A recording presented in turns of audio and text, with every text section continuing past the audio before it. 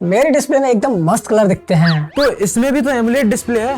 और मेरे पास OLED display है। तो मेरे पास भी तो क्यूलेड है। और मेरी तो भाई 10,000 की डिस्प्ले है। पर इन सब के चक्कर में मुझे कई बार चूना लगा। वो बात अलग है भाई, पर्सनल जाता है ये तो। मुझे कुछ आइडिया नहीं था कि डिस्प्ले क्या होती है, क्या काम करती है और कितने टाइप की होती है। बट मुझे पता था कि डिस्प्ले बहुत सारे टाइप की होती है। LCD, LED, OLED, एमोलेड और भी बहुत सारे टाइप की डिस्प्ले है जो कि मार्केट में आजकल चलती रहती है। इतना सब कुछ पता होने के बाद भी मैं कंफ्यूज था कि यार लेनी कौन सी है, मेरे लिए कौन सी परफेक्ट रहेगी। तो भाई दिक्कत मत लो, आपको कोई कंफ्यूजन नहीं होगी अगर आपने ये दो मिस्टेक नहीं की तो। मिस्टेक क्या है वो आगे बताऊंगा। आज के टाइम पर स्क्रीन के बिना कोई नहीं रह सकता और मैं तो बिल्कुल नहीं रह सकता। Mobile, TV, laptop, smart watch, even ebook, हर जगह डिस्प्ले ही डिस्प्ले दिखती है। और ये डिस्प्ले कई टाइप की होती हैं। LED, LCD, OLED, mini LED, micro LED, PLED, AMOLED, गिनते गिनते थक जाओगे लेकिन इनके नाम खत्म नहीं होते। ये सब डिस्प्ले के नाम ही होते हैं, बस कंपनी इसको अच्छे से मार्केट करके दिखाती है।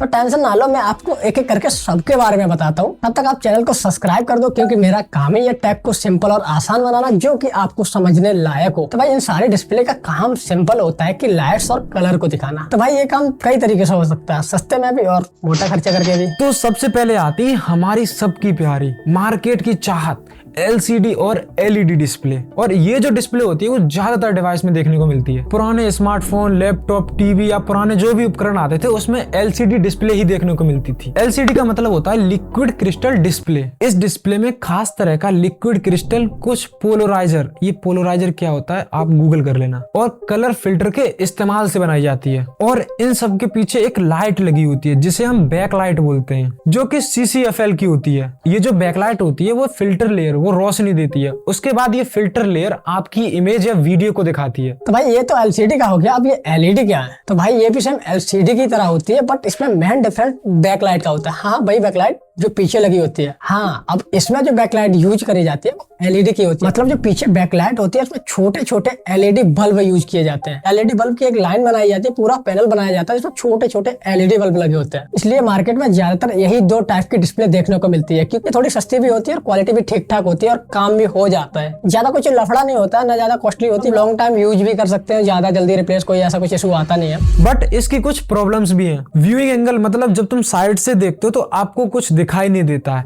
एंड इस डिस्प्ले में जब ब्लैक कलर आता है वहां पर ब्लैक ना दिख के वो ग्रे दिखता है। ये थोड़ा सा बैकलेस है इस डिस्प्ले का। और मेन बात, इस डिस्प्ले में पावर कंजप्शन बहुत ज्यादा होता है क्योंकि जो पीछे लाइट लगी होती है बैक लाइट, वो हमेशा जलती ही रहती है जब तक डिस्प्ले ऑन रहती है। इसके बाद आती है मेरी सबसे ज्यादा प्यारी OLED डिस्प्ले। आज के टाइम पर ज्यादातर डिवाइस में OLED डिस्प्ले ही देखने को मिलती है और जो अभी नए स्मार्टफोन वगैरह आ रहे हैं उनमें भी OLED ही देखने को मिलती है। और यही वो डिस्प्ले है जिसकी वजह से कंपनी आपसे एक मोटा पैसा चार्ज करती है। तो ये टेक्नोलॉजी थोड़ी अलग भी और फ्लेक्सिबल भी। हाँ, OLED का मतलब होता है ऑर्गेनिक लाइट एमिटिंग डायोड। हाँ, ये इसकी फुल फॉर्म है। अब इसमें क्या सीन होता है कि हर एक पिक्सल जो होता है वो एक बल्ब होता है। हाँ, एक छोटा सा बल्ब, वो LED नहीं होती है बट पिक्सल एक अपने आप में बल्ब होता है और हर पिक्सल अपनी रोशनी देता है और ये पिक्सल इन 3-4 लेयर को मिलाकर बनता है जो कि एक LED का काम करते हैं और ऐसे ही करोड़ों पिक्सल मिलाकर एक पूरी डिस्प्ले बनाते हैं। अब इसका एक सबसे बड़ा फायदा ये है कि इसमें जो ब्लैक कलर होता है वो और ज्यादा कॉन्ट्रास्टेड होकर दिखता है क्योंकि इनमें जहां पर ब्लैक दिखाना होता है वहां का पिक्सल प्रॉपर बंद हो जाता है, जिसकी वजह से वो एरिया और ज्यादा डीप ब्लैक दिखता है क्योंकि वहां का पिक्सल प्रॉपर बंद हो जाता है, जिसकी वजह से पावर कंजप्शन भी बहुत कम हो जाता है। अब इसमें भी कुछ प्रॉब्लम्स आती हैं। इसमें जो पिक्सल्स होते हैं उनकी लाइफ LED डिस्प्ले के मुकाबले थोड़ी कम होती है और कई बार आपकी डिस्प्ले में डेड पिक्सल की समस्या देखने को मिलती है जहां पर पिक्सल बिल्कुल शट डाउन हो जाता है, वो खत्म हो जाता है बिल्कुल। जैसे कि फोन में अभी ग्रीन लाइन दिखनी शुरू हो गई थी जो कि OnePlus के फोन में ज्यादातर देखने को मिलती थी। ये सब पिक्सल रेड होने की वजह से होता है। अगर आप डार्क सीन में OLED और LCD का कंपैरिजन करोगे तो सबसे ज्यादा डिफरेंस देखने को मिलेगा। यहाँ आप देख सकते हैं दोनों में कितना ज्यादा डिफरेंस है। यहाँ पर प्योर ब्लैक दिख रहा है और यहाँ पर थोड़ा ग्रे स्टेन। स्मार्टफोन में जो डिस्प्ले यूज की जाती है वो होती है एमोलेड डिस्प्ले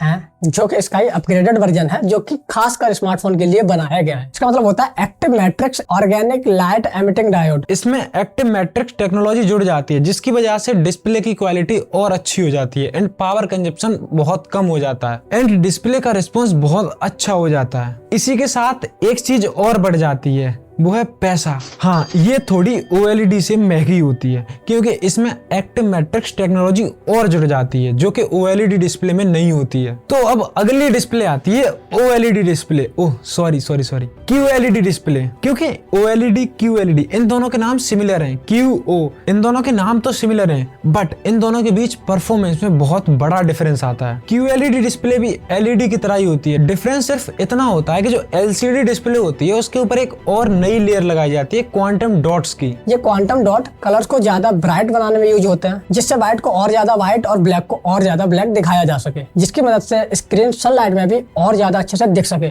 ये डिस्प्ले डे टाइम में यूज करने के लिए काफी बेहतर होती है, बट ब्लैक कलर में ये अभी भी OLED से पीछे ही रहती है क्योंकि पीछे अभी भी एक बैकलाइट लगी होती है। अब यहाँ तक आ ही गए हो तो मिनी LED के बारे में भी जान लेते हैं। ये डिस्प्ले सब्सक्राइब करने से और अच्छी हो जाती है, तो लाइक सब्सक्राइब कर दो, फिर आगे बढ़ते हैं। अब आती है मिनी LED। ये डिस्प्ले LCD का ही अपग्रेडेड वर्जन होता है। LCD में सिर्फ एक बैकलाइट लगी होती है एंड इसमें छोटी छोटी बहुत सारी LED लगी होती हैं, जिसकी वजह से अलग अलग पार्ट्स को अलग अलग ही ब्राइटनेस मिलती है। कुल मिलाकर इससे OLED जैसा आउटपुट निकालने की कोशिश की जाती है, लेकिन ऐसा नहीं होता है, फिर भी काफी सिमिलर रिजल्ट दे जाती है। ब्लैक एंड व्हाइट काफी इंप्रूव हो जाते हैं। इसके बाद आती है हमारी सबसे best and future proof display, micro LED display. इस डिस्प्ले को फ्यूचर का किंग कहा जाता है। ये डिस्प्ले भी OLED डिस्प्ले जैसी ही होती है बट उससे काफी बेहतर। प्रोसेस सेम रहता है बट डिफरेंस OLED ऑर्गेनिक होती है पर माइक्रो LED अनऑर्गेनिक होती है। माइक्रो LED OLED की तुलना में 5 गुना ज्यादा ब्राइटनेस प्रोड्यूस कर सकती है, मतलब 5000 प्लस निट्स पीक ब्राइटनेस। भाई समझ सकते हो कितना ब्राइटेस्ट होगा, समझो 5000 निट्स,